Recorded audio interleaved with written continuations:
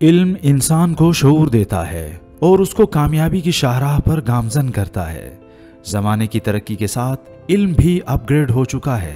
इसका मतलब यह है कि आज के तालीम याफ्ता नौजवान के पास तरक्की के बेशुमार मौके हैं, लेकिन क्या वजह है कि डिग्री होने के बावजूद भी आज का नौजवान बेरोजगार, एहसास कमतरी का शिकार और बुनियादी काबिलियत से नावाकिफ है। हमने इस मसले का बुनियादी हल ढूंढने की कोशिश की है।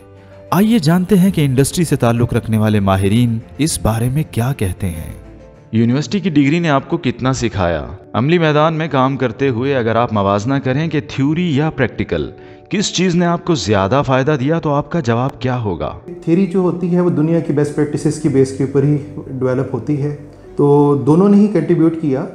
थ्योरी है ना, थ्योरी आपको मेंटली प्रिपेयर कर देती है, लेकिन जब आपने डाइव इन करना है प्रैक्टिकल लाइफ में, करियर में, वहाँ आप जो प्रैक्टिकल आपकी people management skills, life skills जो आप देख के आए, देखें वो काउंट करती है। प्रैक्टिकल में ज़्यादा फ़ायदा दिया, क्योंकि हमारी यूनिवर्सिटीज़ में थ्योरी पढ़ाई जाती है, जो खासतौर बिजनेस एजुकेशन में जो केस स्टडीज़ होती हैं वो नहीं पढ़ाई जाती।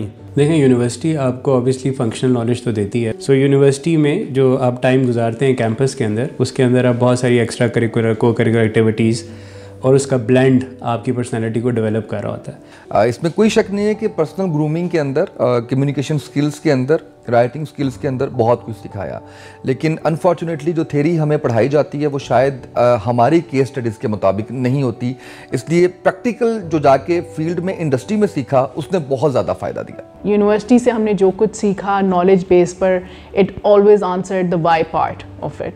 लोगों के, आप कह सकते एक्सपीरियंसेस से सीखा, केस स्टडीज़ पढ़े, सारा कुछ। यूनिवर्सिटी एजुकेशन आपकी जो बेसिस है, जो थ्योरेटिकल पार्ट है वो कवर करता है, और जो आपकी प्रैक्टिकल साइड है वो आपका बिहेवियर, आपने प्रॉब्लम सॉल्विंग कैसे करना है, इशू को एड्रेस कैसे करना है। तो ये दोनों की इंपॉर्टेंस अपनी जगह पे है। एजुकेशन के साथ आपका एक प्रैक्टिकल पार्ट हो जो आपको बताए कि आपने ऑफिस अफेयर्स को कैसे डील करना है, सीनियर से बिहेव कैसे करना है, वर्क को क्लोज कैसे करना है, जो ऑफिस की पॉजिटिव पॉलिटिक्स वाली साइड है उसको मैनेज कैसे करना। हायरिंग के दौरान आप कौन सी स्किल्स देखते हैं? हायरिंग के अंदर आप एक चीज़ को नहीं देख रहे होते, आप पूरे पैकेज को आप देख रहे होते हो, और उसके अंदर कॉन्फिडेंस के अंदर भी बड़ी फाइन लाइन है कि आप उसके अंदर बहुत एरोगेंट तो नहीं उसके अंदर हो रहे हैं।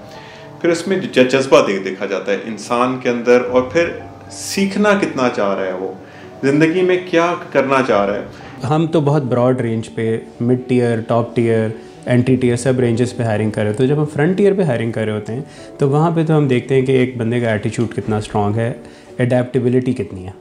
अगर उसके अंदर विलिंगनेस है लर्न करने की, ग्रो करने की, तो definitely that passion is required. Mid tier पे हम ज़्यादा फिर चीज़ों में डीपर जाते हैं कि उसकी लीडरशिप कैसे टेस्ट हुई है over a period of time. उसका जेडी सिर्फ मेंशन कर देना जॉब रिज्यूमे के अंदर काफ़ी नहीं है। उसका लेवल ऑफ अचीवमेंट क्या है, उसने क्या चीज़ें एज अ वैल्यू ऐड की हैं ऑर्गेनाइजेशन के अंदर।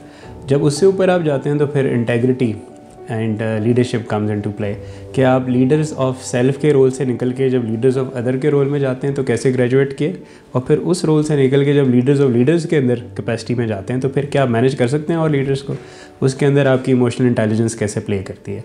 साथ ही में आपका जो प्रोफेशनल इंटेग्रिटी है वो जितनी स्ट्रॉन्ग होगी उतना आप स्ट्रॉन्ग रेपुटेशन कैरी कर रहे होंगे, और ऑब्वियसली उसी को आप फिर रिफ्लेक्ट करते हैं अपने प्रोफाइल के अंदर। देखिए जी, मैं बहुत ज़्यादा जो रिलायंस करता हूँ वो बिहेवियर साइड पे करता हूँ। फॉर मी, अगर एक पर्सन को टेक्निकल काम नहीं आता तो उसको सिखाया जा सकता है, लेकिन अगर किसी का बिहेवियर लर्निंग नहीं है, अगर if somebody is not ready to learn, तो that is very difficult part to do. तो मेरा ज़्यादा जो फोकस है वो पॉजिटिव बिहेवियर्स पे है, और मैं इस चीज़ को, वैल्यूज़ को वैल्यू देना is very important, which is I am now feeling कि थोड़ा सा मिसिंग पार्ट हो गया हमारे कल्चर में, डिफरेंट जगह पे, कि आपकी जो ओरिजिनल वैल्यूज़ हैं आप उनको वैल्यू नहीं दे पा रहे होते। कैंडिडेट के अंदर हम देखते हैं एटीट्यूड, कम्युनिकेशन और फ्लेक्सिबिलिटी। मैं बिलीव करता हूँ कि if someone has a can do attitude तो दैट्स परफेक्ट फॉर मी। तो मेरे 3-4 क्राइटेरिया होते हैं। एक तो बॉडी लैंग्वेज की स्टडी में देखता हूँ बहुत ज़्यादा, रिसोर्स पर्सन की। फिर पैशन फॉर द प्रोफेशन को मैं देखता हूँ कि उसने जिस प्रोफेशन में आना चाह रहा है उसके लिए प्लान्ड एफर्ट्स की हैं या बाय फोर्स वो आया है। Interpersonal skills is very important and the knowledge of the job. अगर आप फ्रेश ग्रेजुएट्स और MTO रखते हैं तो उनको प्रोफेशनल ग्रूमिंग का गैप मुकम्मल करने में कितना अरसा लगता है?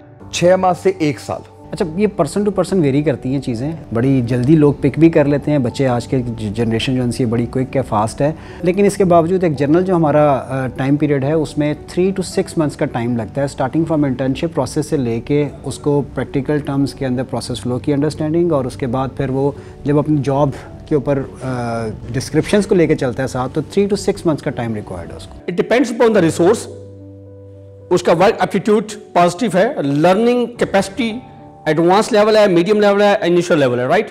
सो maximum 1 year is required to be very professional. उसका 2 साल का मैंने रखा हुआ है टाइम हमने, कि हमने डिफरेंट फंक्शंस वर्टिकल्स के अंदर 6 माह हमने उनको भेजते हैं, और उनको हम उसके अंदर real time experience, real time jobs, customer interaction और उनका जो प्रोग्रेशन है उसको हम काफ़ी फास्ट ट्रैक करते हैं।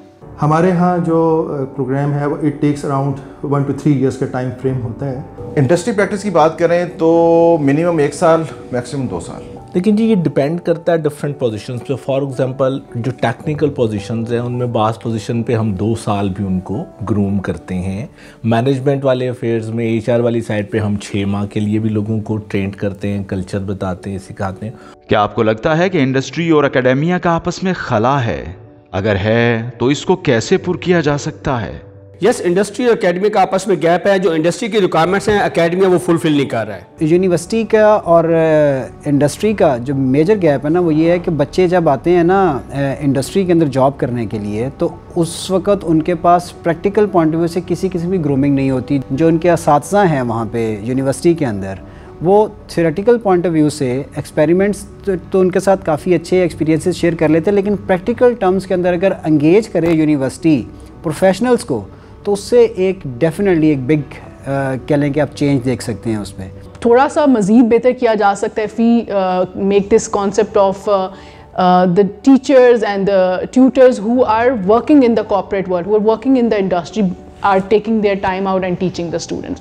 So they will be actually be able to tell what's happening outside and how they can tell the students in advance so they are ready for it. For me, I'm thinking कि जो case studies methods हैं, इसको universities को बहुत better करना चाहिए। पाकिस्तान में कुछ ऐसे इदारे हैं जो केस स्टडीज़ बेस्ड स्टडीज़ करवा रहे हैं और उनके students they are performing good. बच्चों को केस स्टडीज़ नहीं पढ़ाई जाती। चंद यूनिवर्सिटीज़ हैं पाकिस्तान में जिनमें केस स्टडीज़ पढ़ाई जाती हैं। बच्चे वेल अवेयर और द सिनेरियोज जो प्रैक्टिकल प्रॉब्लम्स होते हैं उससे वेल अवेयर होते हैं, दे परफॉर्म वेरी वेल। सो इस एकेडमिया और इंडस्ट्री के गैप को फुलफिल करने, गैप को टर्न इनटू वाइड करने के लिए, फुलफिल करने के लिए इंडस्ट्री और एकेडमिया को they have to sit together and finalise the content of the courses. Gap तो बहुत है, और हमारी जो इंडस्ट्री के लिए हम जो खेप तैयार कर रहे हैं कॉलेज से, यूनिवर्सिटी से, टेक्निकल इंस्टीट्यूट से, वो बिल्कुल ही उस तरह तैयार नहीं होती जहाँ पे हमारी रिक्वायरमेंट्स हैं। इंडस्ट्री इवॉल्व कर रही है। इंडस्ट्री चूँकि उन्हें प्रॉफिटेबिलिटी चाहिए, वो रोज़ बरोज़ अपने आप को एप्ट करते हुए ऐसा प्रोसेस लेके आ रहे हैं जहाँ पे उनकी हेड काउंट की रिक्वायरमेंट कम हो, उनकी वेस्टेजेस कम हो, उनके प्रोसेस जो हैं वो एफिशिएंट हों और वो प्रॉफिटेबिलिटी को इंक्रीज़ कर सकें। ये प्रेशर्स हैं इंडस्ट्री के ऊपर। इंडस्ट्री इस वजह से इन इंडिकेटर्स से लीड कर रही है। एकेडमिक्स की तरफ देखें आप टेवटा में चले जाएं, उनके करिकुलम देखें, उनके कोर्सेज आप कंपेयर कर लें, क्या जो वहाँ पे पढ़ाया जा रहा है यहाँ इंडस्ट्री में, हमारी वर्कशॉप्स के अंदर, हमारी जो वेयर हाउसेज हैं, हमारे प्रोसेस इंडस्ट्री के अंदर जितने प्रोसेस चल रहे हैं फॉलो हो रहे हैं, नहीं हो रहे हैं। जो एकेडमिया का आप कह सकते हैं थोड़ा सा कसूर है कि वो एक स्टेप आगे उनको होना चाहिए इंडस्ट्री के साथ लिंकेज के अंदर, क्योंकि प्रैक्टिकल जो स्किल्स हैं, प्रैक्टिकल नीड्स हैं, वो हम बेहतर उनको आइडेंटिफाई कर सकते हैं। एक सर्टन इंटरवल के बाद मीटिंग्स करें, करिकुलम डिज़ाइन जो होता है उसमें इन्वॉल्व करें, एनुअलाइज बेस पे मीटिंग करें हमारे साथ, और हम ज़्यादा बेहतर उनको अपडेट स्किल्स सिखाएंगे, स्ट्रेटजीज सिखाएंगे और लोगों को बताएंगे कि बेहतर तौर पे आप नीड इस टाइम पे हमारे क्या है, प्रेजेंट जो हमारी टेक्नोलॉजीज़ क्या क्या रही हैं और इस टाइम पे हम किस इरा से गुजरे हैं, उसमें हमारे क्या क्या नीड्स आई हैं, उनको हम मुताबिक एड्रेस कर सकते हैं। अगर आपको अपनी यूनिवर्सिटी में ये मौका मिले कि आप वहाँ बगैर किसी मुआवजे के लेक्चर दें या बच्चों को प्रैक्टिकल चीज़ें सिखाएं, तो क्या आप ये सब करेंगे? Why not? Why not? Why not? Why not? Why not? Why not? Why not ji? Why not? Definitely. I will go for it.